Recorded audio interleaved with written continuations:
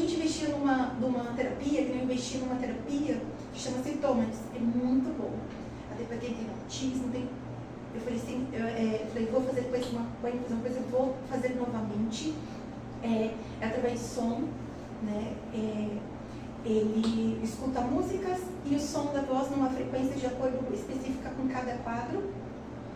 E são vibrações, tem músicas clássicas, Beethoven, tem um monte de coisas e que estimulam o cognitivo, que faz com que a pessoa tenha um desenvolvimento motor, interpessoal, tenha uma resposta sensorial muito grande, cognitiva.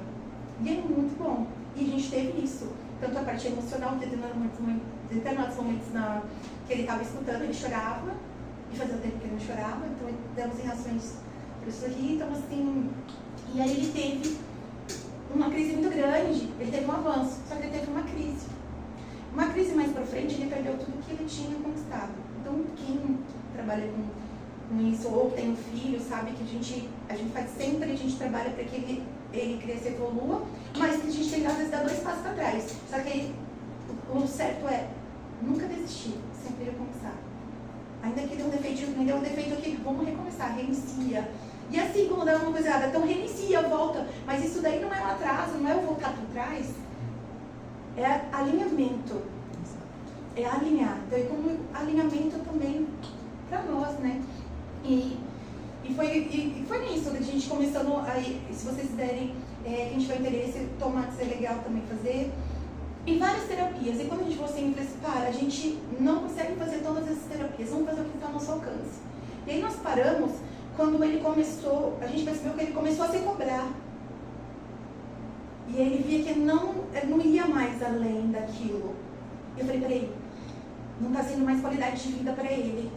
Porque está gerando ansiedade, está convulsionando, e aí ele entra num processo que às vezes ele até dormia, ficava triste, ficava depressivo, desligava o cérebro, ele ficava uns 3, 4 dias sem acordar, dormindo direto. E aí é triste, aí se eu ficar ali com um pai como mãe ali, cuidando dele, esperando que ele acorde. Né? Era igual quando era muito estímulo, foi muito estímulo para ele, para aquele cérebro. E aí eu falei assim, eu falei para minha esposa, então vamos parar com isso, né? E nós paramos, e aí teve um dia que meu filho, o Daniel, mais velho, foi brincar com ele, e ele quis jogar o corpo porque ele queria brincar e fazer, e ele viu que o corpo não obedecia, que a mente mudava e o corpo não obedecia. Aí ele entrou em crise, ele começou a convulsionar, ele começou a se agitar. Nada que você fala, como é que você fala para uma criança ficar calma? Se com um adulto é mais difícil, imagina para uma criança que acordou de repente com um corpo que não responde nada, não fala, não começa a se comunicar, não se mexe. A gente quando faz cesárea, a gente conversa até com mulher, quando a gente faz cesárea, a gente não consegue se mexer, é horrível. A gente quer pegar o bebê, quer fazer as coisas.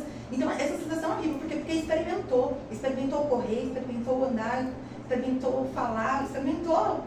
E de repente se vê numa situação, para ele é difícil. E demorou muito tempo. E a gente vai perceber que era ansiedade, era esse desespero de alma. Então eu pegava ele no colo e falava e ele ficava desesperado. Às vezes ele ficava com aquele olhar, aquele rosto de desespero de quem estava se afogando na hora de dar um banho, de fazer alguma coisa. Então para mim foi muito difícil. Essa última internação que ele fez, a doutora deu ansiolítico para ele, teve que tomar clonazepam para acalmar. Eu falei assim, bom, agora vamos parar com algumas medicações e vamos parar o estímulo, sabe? Porque